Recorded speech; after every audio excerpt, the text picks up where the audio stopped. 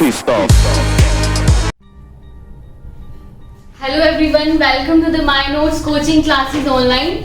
आज हम स्टार्ट करेंगे प्रोकैरियोटिक सेल, जो कि चैप्टर नंबर यूनिट नंबर 8 का है, cell the unit of life. उसके आगे हम कंटिन्यू करेंगे, ठीक है। तो प्रोकैरियोटिक सेल्स क्या होती हैं? Yes, prokaryotic cells are the cells represented by bacteria आता है, जिनमें blue green algae, short form में बीजीए बोलते हैं इसको, ठीक है। Blue green algae, mycoplasma and PPLO. PPLO की फुल फॉर्म है प्लूरोनिमोनिया लाइक ऑर्गेनिज्म। ये सब किसमें आते हैं? प्रोकैरियोटिक सेल्स में आते हैं, ठीक है। And they are generally smaller and multiply more rapidly than the eukaryotic cells. ये बोल रहा है कि जितनी छोटी सेल होगी वो उतना ज्यादा रैपिडली मल्टीप्लाई करेगी, ठीक है। तो यही बोल रहा है कि जो ये प्रोकैरियोटिक सेल है ये स्मॉलर है और मल्टीप्लाई करती है एकदम तेजी से यूकैरियोटिक सेल की तुलना में। And they may very greatly in shape, size. Very means इस साइज और शेप में भी हमें अलग अलग दिखती है। अब बोल रहे हैं ये जो प्रोकैरियोटिक सेल्स हैं, बेसिक इसकी 4 शेप्स हैं on the basis of bacteria की। 4 शेप्स हैं। फर्स्ट है हमारे पास बेसिलस, जिसकी रॉड शेप होती है ऐसे, ये बेसिलस। कोकस स्फेरिकल होती है, ऐसे ऐसे दिखते हैं हम, ठीक है। विब्रियो कोमा शेप, इस तरह, ये बैक्टीरिया की शेप है, ठीक है। और ये स्पाइरलम, इस तरह, ये स्पाइरल की तरह ऐसे। ये सारी बैक्टीरिया की शेप है, याद करनी है आपको, ठीक है। ये प्रोकैरियोटिक सेल्स में आता है। आगे हमारे पास ये कुछ डायग्राम है प्रोकैरियोटिक सेल्स में। ये हमारे पास एक एनसीईआरटी में दिया है। ये एक यूकैरियोटिक सेल है। क्या है?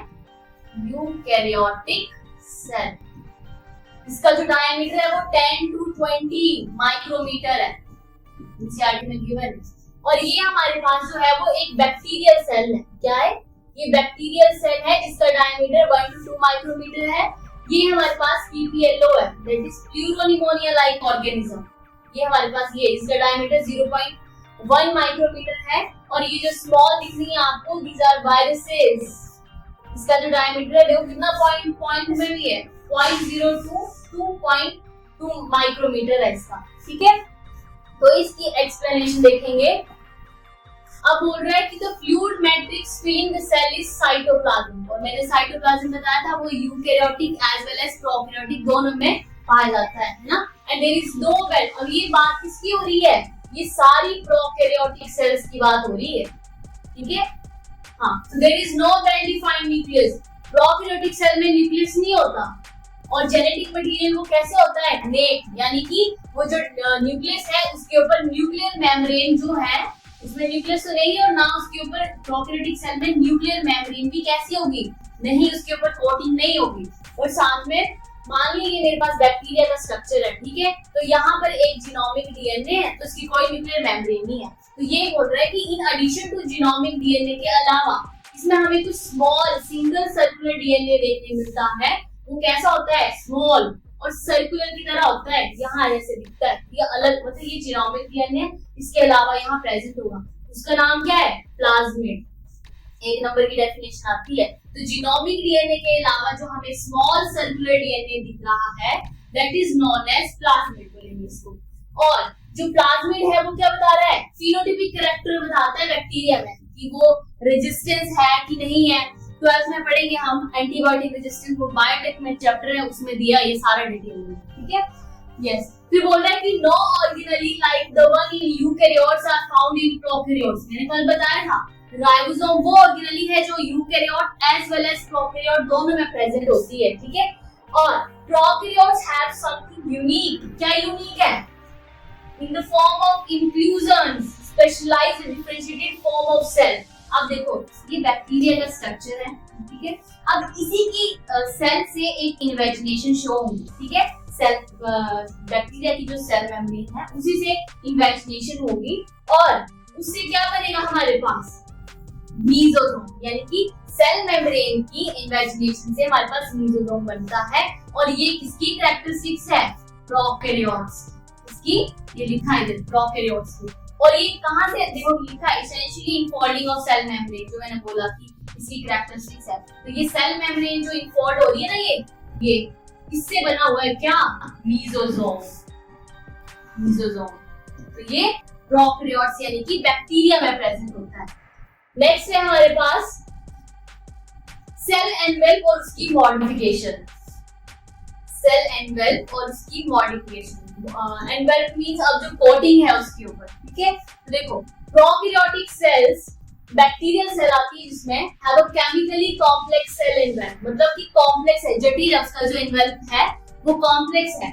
उसमें क्या है हमारे पास सेल एनवेल्प की, ये टाइटली बाउंड, इसके पास 3 लेयर्स हैं, मतलब बैक्टीरियल सेल की 3 लेयर है। जो सबसे बाहर वाली है वो है ग्लाइकोकैलिक्स, उसके बाद आती है सेल वॉल जो कैसी होती है, नॉन लिविंग, ठीक है।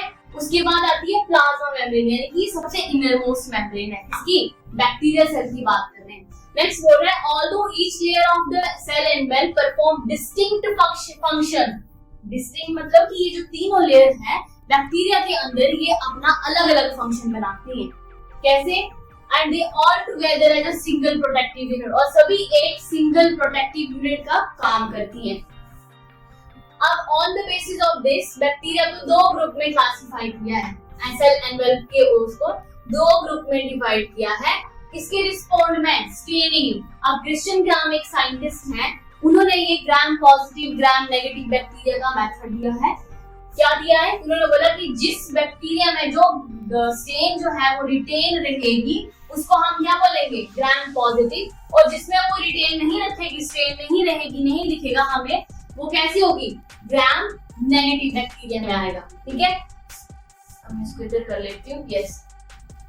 ग्लाइकोकैलिक्स कहाँ अलग दिखती है हमें, differ in the composition and thickness among different bacteria। अलग-अलग बैक्टीरिया की जो ग्लाइकोकैलिक्स होगी वो डिफर करेगी उसकी कंपोजिशन में और उसकी थिकनेस में, ठीक है। It could be loose sheet, जब हम वर्ड यूज करेंगे बैक्टीरिया की जो ग्लाइकोकैलिक्स जब लूज शीट बनाएगी तो उसको बोलेंगे स्लाइम लेयर, और जब वो क्या बनाएगी, थिक और टफ लेयर बनाएगी उसको बोलेंगे कैप्सूल। क्या बोलेंगे, कैप्सूल, है ना। तो फिर बोल रहा है कि सेल वॉल को हम डिटरमाइन करते हैं उसकी शेप ऑफ द सेल, और ये स्ट्रॉन्ग स्ट्रक्चरल सपोर्ट प्रोवाइड करती है बैक्टीरिया को ताकि वो बर्स्ट ना हो जाए, कोलैप्स ना हो जाए, ठीक है। कौन प्रोवाइड कर रही है, सेल मेम्ब्रेन, सेल वॉल। वो सेल वॉल के अंदर वाली लेयर होती है सेल मेम्ब्रेन, ये पता होना चाहिए आपको, ठीक है, यस। आगे है हमारे पास अ स्पेशल मेम्ब्रेनस, एनसीईआरटी का ये सारा ये a special membranous structure that is mesosome. मैंने बताया कि सेल मेम्ब्रेन की इन्वेजिनेशन से आया हुआ है वर्ड, ठीक है।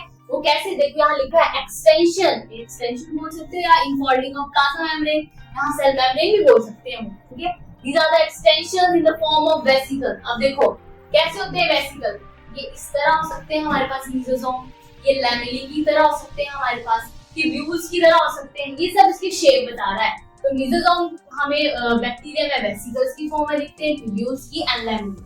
दे आर हेल्प। अब ये फंक्शन ये इंपॉर्टेंट है, मीजोसोम के फंक्शंस दीस आर इंपॉर्टेंट। देखो कैसे इस सेल वॉल की फॉर्मेशन में रोल प्ले करता है, डीएनए को रेप्लिकेट करता है और डॉटर सेल्स बनाता है। जैसे एक सेल है ये ग्रो की आगे डिवाइड हो जाएगी 2 में, तो ये डॉटर सेल्स बनाएगा, ठीक है, ऐसे। और क्या है, ये रेस्पिरेशन में रोल प्ले करती है, सिक्रीशन प्रोसेस में, और प्लाज्मा मेम्ब्रेन की सरफेस को इंक्रीज करती है, and last one is enzymatic content में भी रोल प्ले करती है। तो ये 4 और 5 जो है वो मीजोसोम्स के फंक्शंस हैं। फिर बोल रहा है इन सब प्रोकैरियोट्स जैसे हमारे पास साइनोबैक्टीरिया, अब मैंने बोला साइनोबैक्टीरिया किसमें आता है, इसी को हम ब्लू ग्रीन एल्गी भी बोलते हैं, ठीक है।